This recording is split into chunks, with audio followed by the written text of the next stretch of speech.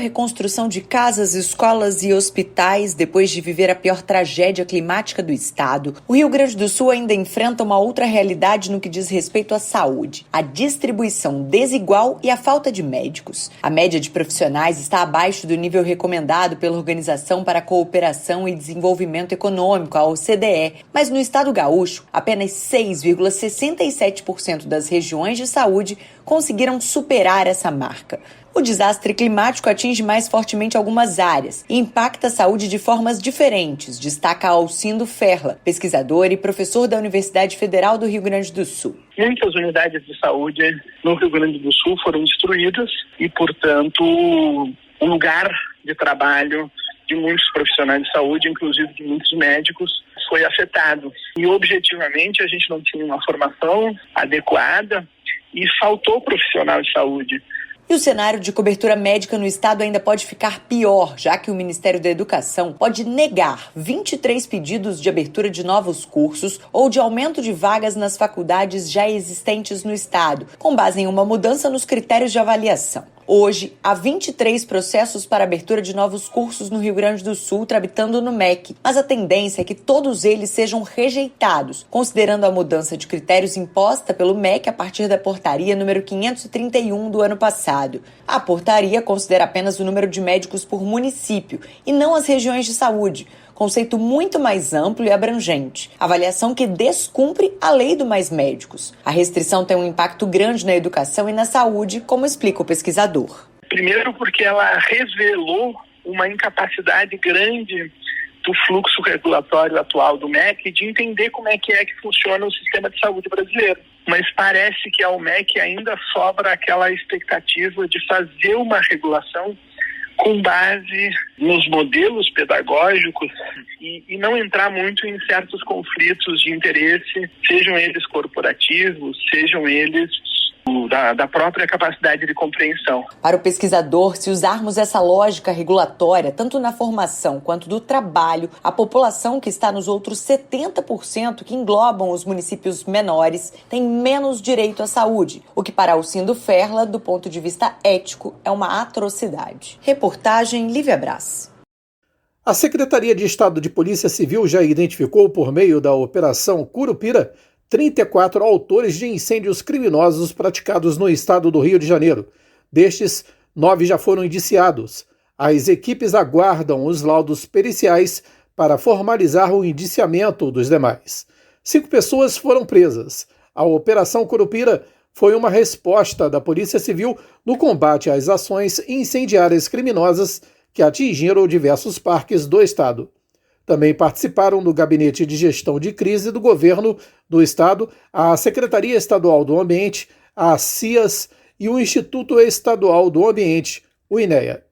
De acordo com o secretário de Polícia Civil, delegado Felipe Cury, além dos prejuízos à fauna e à flora, as práticas criminosas acarretaram risco humano e patrimonial às populações afetadas pelos incêndios. Desde os primeiros momentos, a Delegacia de Proteção ao Meio Ambiente, a DPMA, e as delegacias distritais do interior realizaram inúmeras diligências para apurar quais incêndios eram criminosos e quem eram os seus autores. Em meados do mês passado, os agentes estiveram na região serrana para reprimir as ações incendiárias em Petrópolis e Itaipava. Perícias criminais foram feitas pela equipe do Instituto de Criminalística Carlos Éboli, o ICCE, em 3 pontos de indícios de chamas. Os policiais conseguiram identificar um adolescente que compareceu à delegacia acompanhado do pai biológico. O menor admitiu ter ocasionado o fogo que devastou grandes áreas de vegetação, nos distritos de Pedro do Rio e Secretário.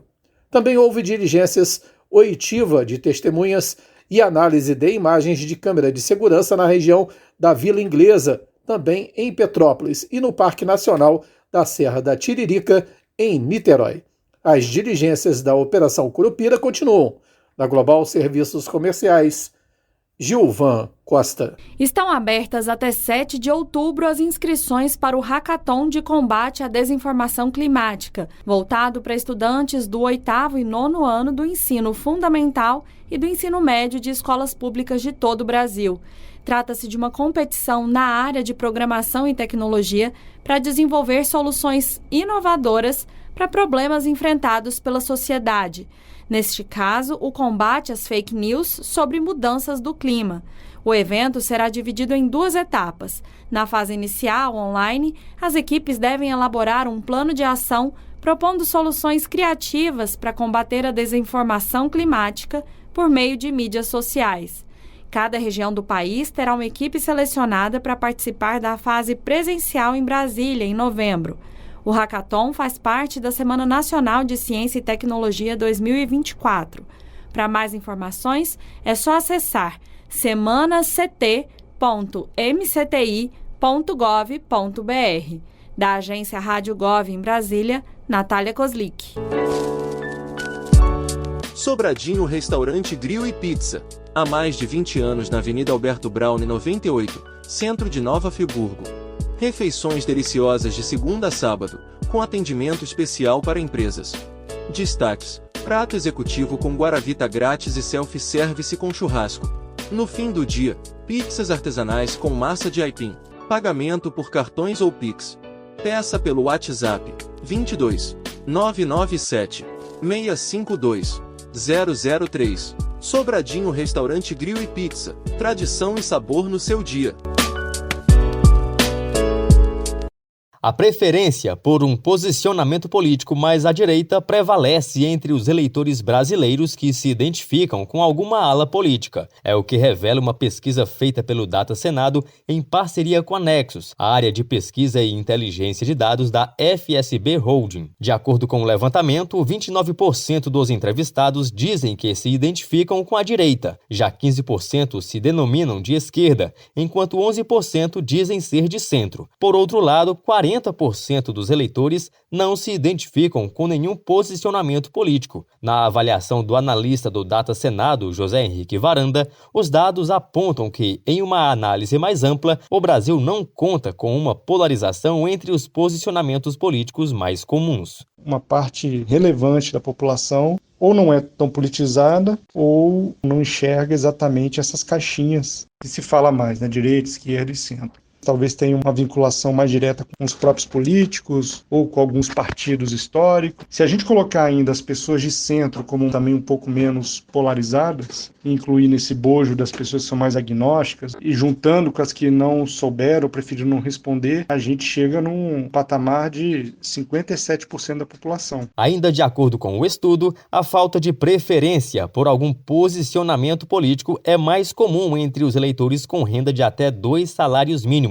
que corresponde a 47% dos entrevistados. Essa taxa reduz gradativamente até chegar a 21% no grupo com renda acima de 6 salários mínimos. Segundo José Henrique Varanda, trata-se de uma questão que também é impactada pelo nível de escolaridade dos eleitores. Tanto que no maior nível de escolaridade, que são aquelas pessoas que têm o ensino superior incompleto ou além disso, apenas 28% não se consideram em nenhum dos 3 polos políticos mais demarcados. Enquanto naquelas pessoas que têm até o ensino fundamental incompleto, 45% das pessoas se dizem não se interessar por política, ou pelo menos não se enquadrar em nenhum dos 3 polos. Entre as mulheres, a taxa que não se identifica com nenhuma ideologia política alcança 46%, frente a 34% em relação aos homens. Quanto aos eleitores do sexo masculino, 34% se consideram de direita, enquanto a taxa entre as mulheres é de 24%. Reportagem Marquesan Araújo.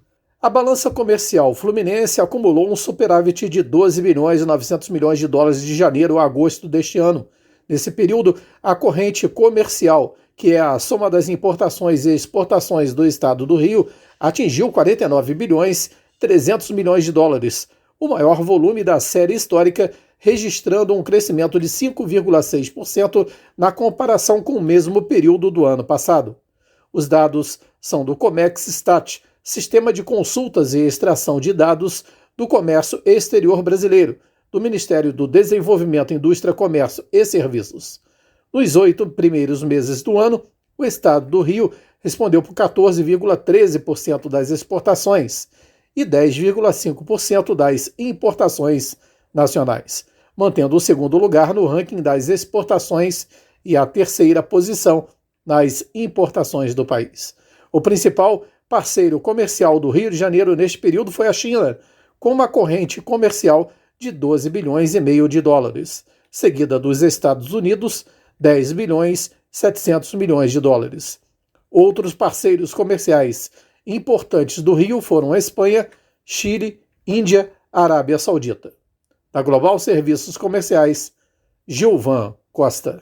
O governo federal estruturou um novo programa na intenção de agir diretamente sobre os fatores locais que estão associados às desigualdades entre os municípios de uma mesma região.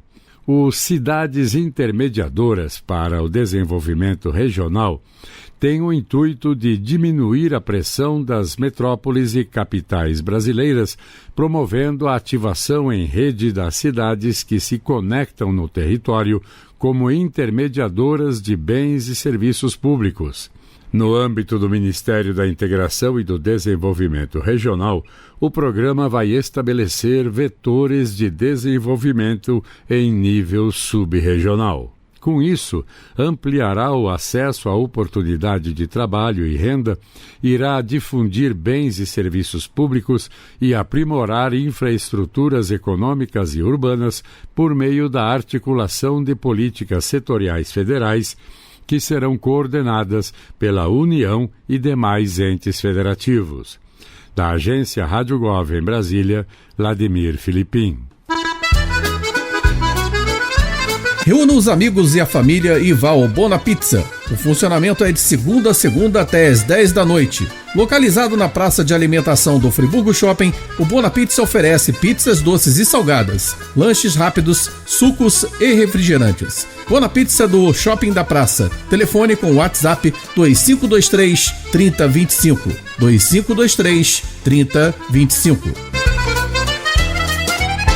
Mesmo com o adiamento de alguns projetos municipais para depois das eleições de outubro de 2024, há o registro de desenvolvimento de parcerias público-privadas, PPPs, e concessões no âmbito das cidades, com licitações sendo publicadas e contratos sendo assinados. Esta movimentação consta no IRadar PPP, que apresentou nova alta de 0,50% depois de um forte salto notado no segundo trimestre de 2024. De acordo com esse panorama, o estoque de investimento alcançou o patamar de 1,7 trilhão de reais. Em julho deste ano, foram identificadas 40 novas iniciativas, além de 9 projetos que alcançaram a fase de consulta pública e 36 licitações públicas. A maioria deles é voltada para projetos de iluminação pública, meio ambiente, rodovias, educação, eficiência energética e tecnologia. Em meio a esse contexto, o Fórum Jurídico da Infraestrutura, realizado recentemente em São Paulo, trouxe alguns debates sobre pontos relacionados às PPPs no Brasil. Entre as temáticas abordadas estava a modelagem jurídica e o desenho de contratos, com o intuito de discutir sobre estratégias para garantir segurança e eficiência nesse tipo de projeto. Presente no encontro, o advogado especialista em infraestrutura e sócio fundador da Vernalha Pereira, Fernando Vernalha, destacou a percepção de risco do mercado e do setor privado em relação à atuação dos órgãos controladores, como o TCU, sobre os projetos de infraestrutura. Segundo ele, esse fator traz prejuízo à imparcialidade regulatória dos processos. Então, isso naturalmente cria um déficit de confiança dos investidores nas decisões regulatórias, porque as decisões regulatórias são instáveis, porque elas podem ser superadas por uma intervenção do controle. E isso tem ocorrido com uma certa frequência. Preciso reconhecer a importância do controle, mas um controle maximalista também gera externalidades negativas. E atualmente é reconhecido como um fator de risco pelos investidores de longo prazo. Ainda de acordo com o IRadar PPP, entre as iniciativas que merecem destaque no período estão as concessões florestais da Flona Bom Futuro, em desenvolvimento pelo governo federal, e da Área de Proteção Ambiental Triunfo do Xingu, em consulta pública coordenada pelo governo estadual do Pará. Os dois projetos incorporam projeções com a exploração de créditos de carbono como elemento central para a viabilidade dos negócios. Reportagem Marquesan Araújo. Um sistema de gestão de relacionamento com o cliente desempenha um papel fundamental na maneira como as empresas, de todos os tamanhos, gerenciam as interações com os clientes. Ao mesmo tempo, o CRM, mais popularmente conhecido pela tradução, oferece uma plataforma robusta que facilita o armazenamento, a análise e o uso eficiente de informações comerciais e estratégicas. Na prática, esse sistema vai além de uma simples lista de contatos. Ele armazena dados de clientes atuais e potenciais, como nome, telefone e endereços. E também, além de monitorar atividades e interações, como visitas ao site, e-mails e chamadas. Essa tecnologia reúne e integra informações valiosas para manter as equipes atualizadas sobre o perfil, preferências e histórico de compras, principalmente dos clientes, permitindo um atendimento mais personalizado e eficaz. Além disso, um software de gestão rastreia ativamente e gerencia essas informações, conectando equipes em diferentes dispositivos e capturando e-mails de clientes e automatizando tarefas repetitivas.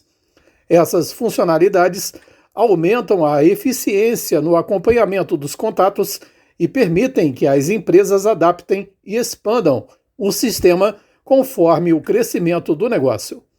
Adotar um gerenciador deste porte ajuda a eliminar processos manuais e antiquados, agilizando o processo de vendas, permitindo que cada membro da equipe tenha acesso instantâneo e dados atualizados. Com isso, os potenciais clientes, conhecidos como leads, podem ser rapidamente transferidos para a equipe de vendas, facilitando a conversão de oportunidades. A Associação Comercial, Industrial e Agrícola de Nova Friburgo, a ACEF, utiliza o CRM para monitorar, analisar e detalhar informações das empresas filiadas. O executivo comercial da Associação, Juan Chagas, diz que o gerenciador permite uma visão profunda e analítica das possíveis demandas dos associados. Da Global Serviços Comerciais, Gilvan Costa. O programa Minha Casa Minha Vida foi o tema do Fórum Incorpora 2024, promovido pela Associação Brasileira de Incorporadoras Imobiliárias, Abrainc, nessa terça-feira, dia 24, em São Paulo, com a assinatura da contratação de propostas do ministro das Cidades, Jader Filho, para a construção de mais 1.088 moradias em 3 cidades de Minas Gerais e uma na Bahia, totalizando R$176.200.000.